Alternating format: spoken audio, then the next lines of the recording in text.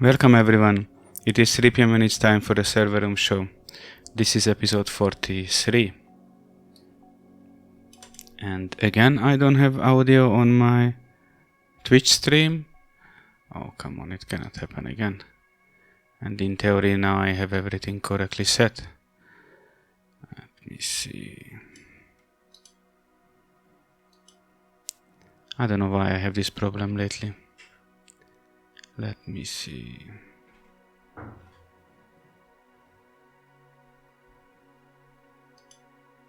Let's see the input devices. And now still not. It was lining always. And the lining is selected. Now? No, not yet. Well, it seems again I will have to edit the audio. I think here it was wrong. Now? No. Now? Nothing. Well, then I don't know why it's happening again. That under my Twitch stream there is no audio again. I don't know what I did, and now it has. It's very strange. Now it has when I switched it to something else. Okay, I don't know why, but hopefully now it's working. So we wasted 1 minute 36 of trying to set up the audio under the Twitch stream. Today's episode is about OpenBSD. We talked previously about the history of BSD. It was a long 3-part episode I did.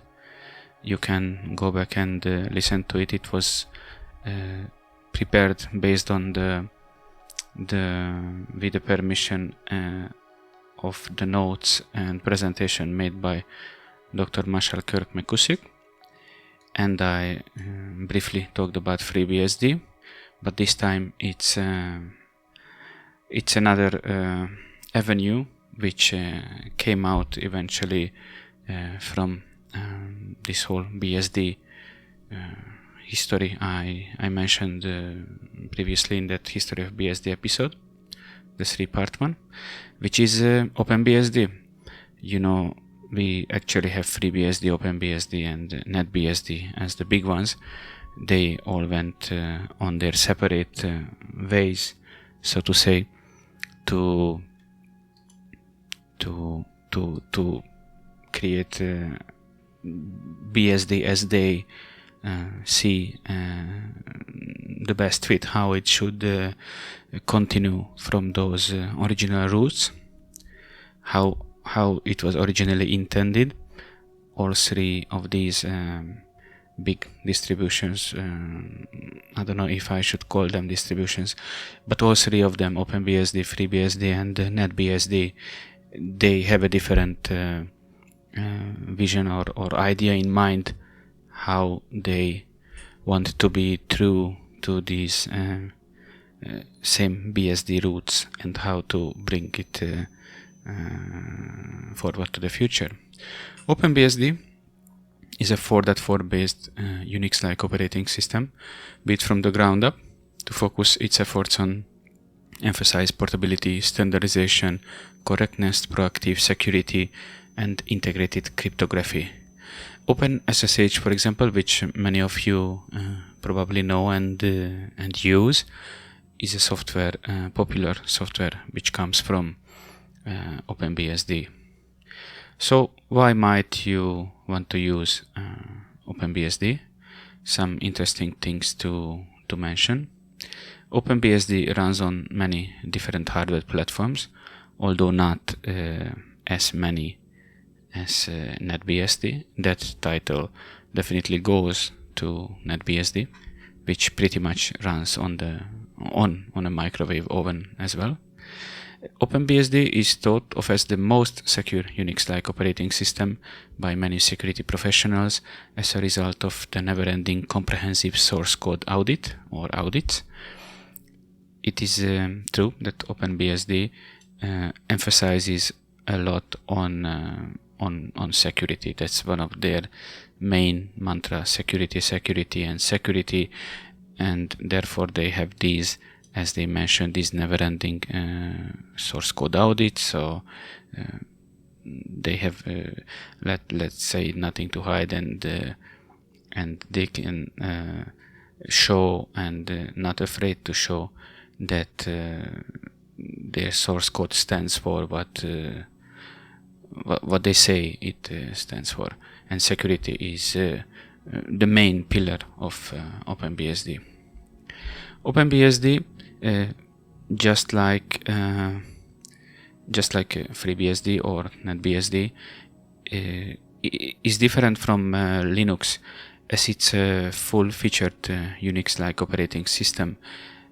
It's available in a source in the binary form at no charge, and it's not like with Linux, that when you actually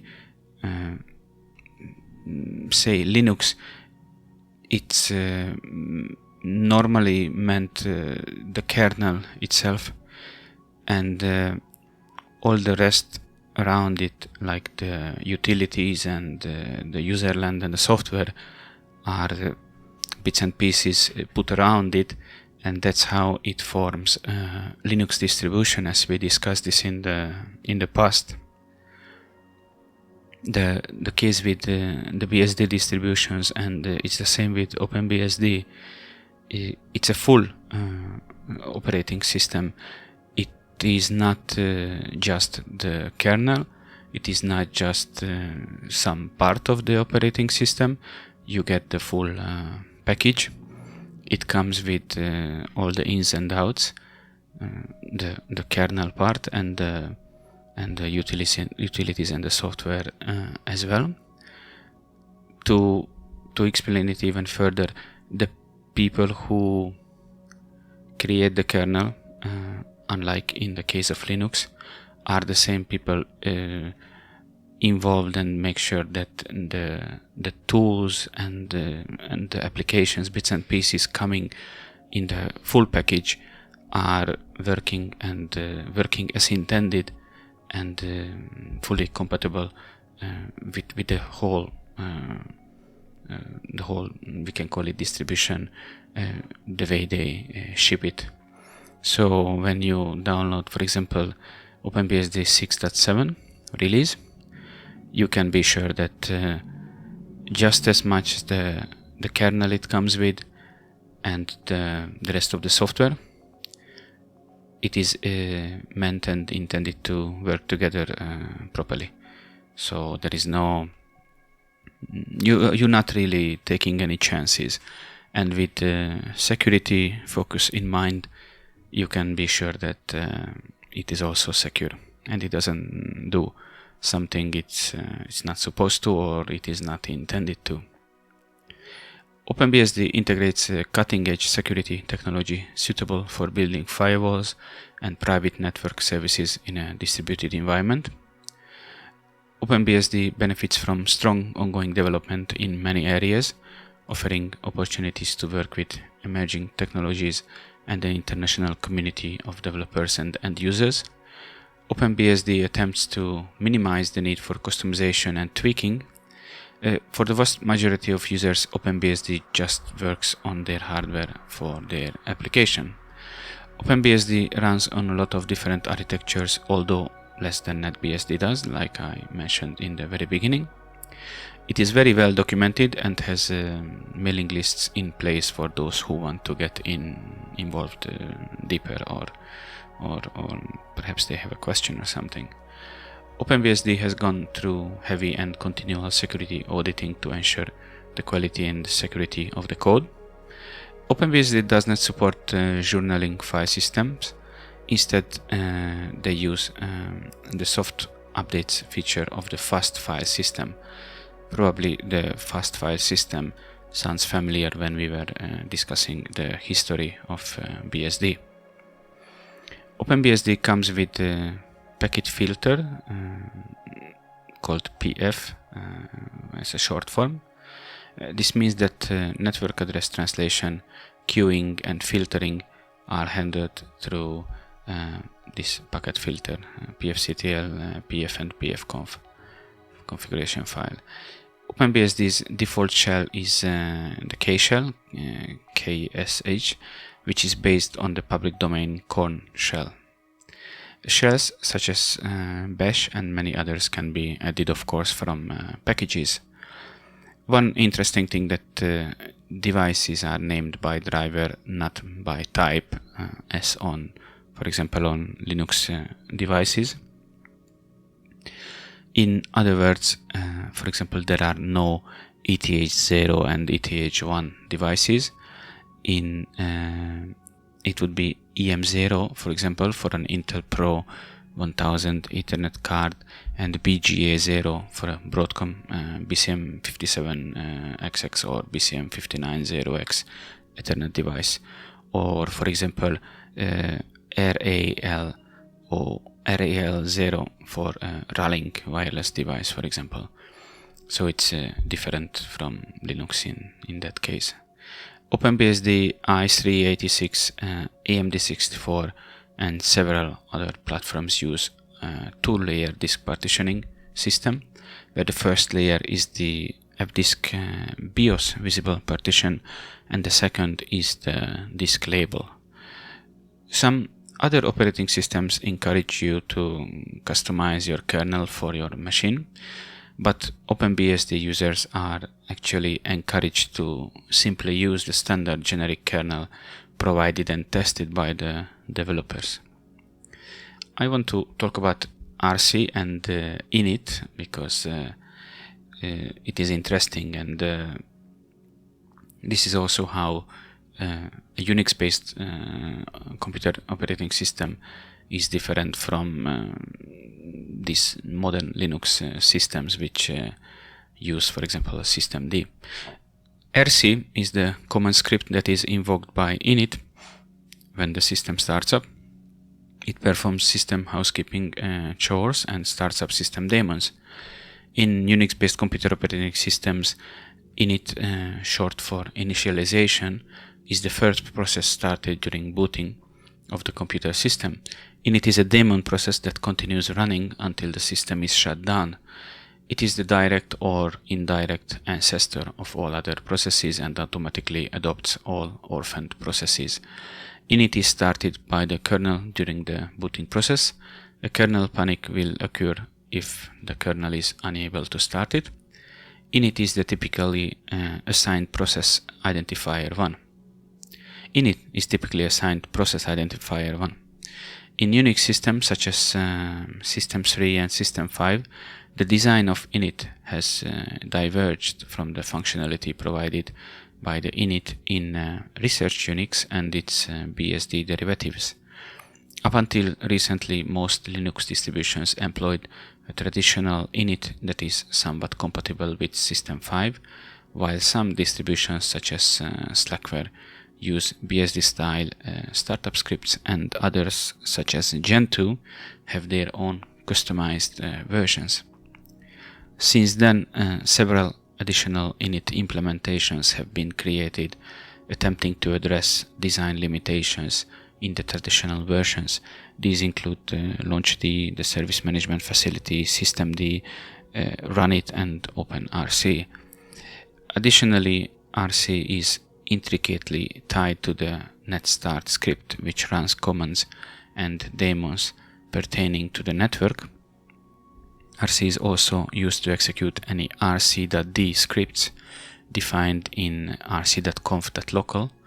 The rc.securelevel, rc.firsttime, and rc.local scripts hold commands which are pertinent only to a specific site. All of these startup scripts are controlled to some extent by variables defined in the rc.conf, which specify which daemons and services to run. RC is the command script that is invoked by init when the system starts up. It performs system housekeeping chores and starts up system daemons. Additionally, RC is intricately tied to netstart script, like we said. And I don't know why I copied that paragraph twice. Somehow the last paragraph I copied twice. So sorry about that. Now, my experience in just a simple virtual machine, the ones who looking at my screen right now, you can see some nice screenshots I did here. How is OpenBSD as a desktop operating system for a daily driver? I have to say that if I compare the behavior or how easy it is to quickly be up and running, let's say in this example with a graphical user environment, if I compare it with FreeBSD, for example, then I would say OpenBSD was even easier. I had to manually run after first logon from the command line seno dm, which brought up the logon manager, as you can see on my screen on the screenshot, and then I could log in, and the virtual network card picked up perfectly the DHCP assigned address and gateway, and even though it's a plain FWM window manager, it's very plain and simple, but functional, and thanks to that DHCP worked out of the box and picked up all that was required. I had the networking out of the box and DNS name resolution as well, which means I could ping google.com just as much and just as well as an IP address on its own. And I have to say that this was much more simple than I remember on FreeBSD. I had to play around with a couple of configuration files and install the X window environment before, and I don't remember exactly the networking part, but definitely to have the graphical user interface up and running, I had to spend pretty much more effort and time on it. And OpenBSD was out of the box a better experience in this case. I'm not saying that it would be a negative point for FreeBSD, absolutely not, because I like FreeBSD just as much OpenBSD. It just it was surprising because I didn't expect OpenBSD to go so smooth, so to say. I somehow found when I asked people that they had a harder time with OpenBSD compared to FreeBSD or vice versa, so I didn't know which one I'm gonna experience, and eventually I experienced quite a good first run. And just like FreeBSD, OpenBSD also uses a ports tree system, so you can initialize it and download the freshest ports tree, best word to say, and you can install most of the applications you might need, network browser or another window manager or any application you desire. I really like the ports tree. I did mention when I talked about FreeBSD, I like ports tree a lot. Even though sometimes I had varied success with ports, and sometimes I had more success installing the same application from a binary package compared to from the ports tree, but as always your mileage might vary and depends on the applications you use. I want to talk about one specific use case which I came across, a great article. I left the link in the show notes. It's written by Chad Gross, and I did reach out to him to clarify some bits and pieces about his article. It's from 2019, and a couple of things has changed, but in its original form this example of use case of OpenBSD coupled with a pair of small devices like a PC Engine APU and SOACRIS device, which is similar to the PC Engine one, to be used in a firewall router high availability scenario he did in his own house. So what he did is, or was, actually he still has it. He has these two small appliances, one PC Engine one and another similar one for router 1 and router 2, both of them with OpenBSD in a home network scenario. And these two routers are set up in a failover mode or scenario with CARP and pfsync. He uses the ones who look at my screen or the people who will look at the show notes. It's a pretty self-explanatory diagram he has. So the two routers are sharing a connection through a simple non-managed switch towards the internet or towards the ISP router. It's undisclosed at this point, but both of the routers are getting their WAN IP addresses assigned by DHCP, and they have a couple of other interfaces in place, some assigned to the pfsync service, and another one which keeps the whole concept up and running is dedicated to the CARP service, so to say, which keeps the gateway default gateway IP address and makes sure that it assigns it to the active router. So only one of the routers can have it at a time.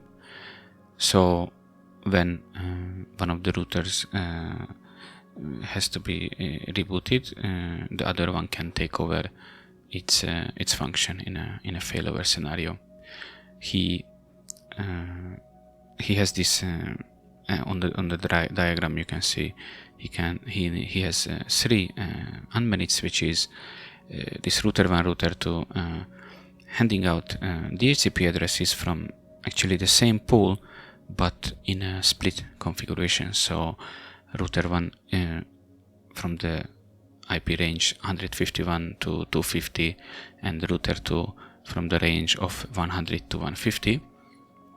Those interfaces, as I said, VR0 and EM0 are the WAN interfaces of router 1 and router 2, getting the IPs via the DHCP.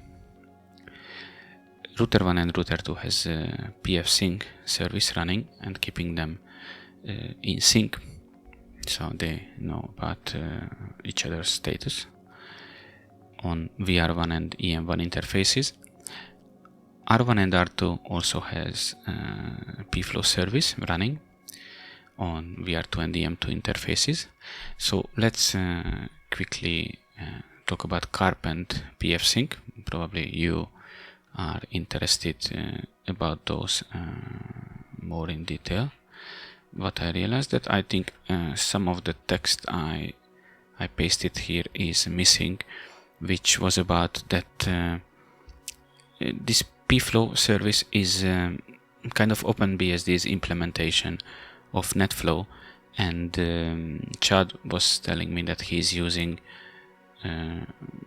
LibreNS. I will put back in the show notes exactly the name of the software he said that he was using to visualize, to display this NetFlow. How is it going in his network? I will update the show notes because it seems that last edit was not properly saved. So CARP and pfsync CARP is the Common Address Redundancy Protocol. Its primary purpose is to allow multiple hosts on the same network segment to share an IP address. That's what I said, that the default gateway address for the given network is shared. CARP is a secure, free alternative to the Virtual Router Redundancy Protocol, the VRRP, and the Hot Standby Router Protocol, HSRP. CARP works by allowing a group of hosts on the same network segment to share an IP address. This group of hosts is referred to as a redundancy group. The redundancy group is assigned an IP address that is shared amongst the group members. Within the group, one host is designated the master and the rest as backups. The master host is the one that currently holds the shared IP. It responds to any traffic or ARP request directed towards it. Each host may belong to more than one redundancy group at a time. One common use for CARP is to create a group of redundant firewalls. The virtual IP that is assigned to the redundancy group is configured on client machines as the default gateway. In the event that the master firewall suffers a failure or it's taken offline, the IP will move to one of the backup firewalls and service will continue unaffected. Exactly the reason and scenario Chad has in his network diagram. CARP supports IPv4 and IPv6 protocols. The pfsync part is network interface. The pfsync network interface exposes certain changes made to the pf state table. By monitoring this device using TCP dump, state table changes can be observed in real time. In addition, the pfsync interface can send these state changes messages out on the network so that other nodes running pf can merge the changes into their own state tables. Likewise, pfsync can also listen on the network for incoming messages. By default, pfsync does not send or receive state table updates on the network. However, updates can still be monitored using TCP dump or other such tools on the local machine. When pfsync is set up to send and receive updates on the network, the default behavior is to multicast updates out on the local network. All updates are sent without authentication. Best common practice is either connect the two nodes that will be exchanging updates back to back using a crossover cable and use that interface as the sync dev, or use the ifconfig sync peer option so that updates are unicast directly to the peer, then configure IPsec between the hosts to secure the pfsync traffic. When updates are being sent and received on the network, pfsync packets should be passed in the filter rule set. What I didn't mention about the diagram, that he has actually one part of the network, because he uses 3 unmanaged switches. One unmanaged switch takes care of having the uplink from the 2.1 interfaces of router 1 and router 2 and taking that traffic out towards the evil internet as he has it on his diagram. Second unmanaged switch between router 1 and router 2 is where the pflow traffic also flows, and where the 192.168.0.1 network is represented. And mostly on this switch on his diagram he has a server with a static IP hanging from this switch, and this network is isolated from second network, which is the 172.16.0.x network, which he is sharing through an access point to his wireless devices. On the diagram you look at it and probably it's much easier to understand than the way I'm trying to transmit a diagram just with my voice. But it was a great episode to do, and I really enjoyed it, and I hope you check the show notes and come back next Saturday for the next episode. Thank you very much, and take care.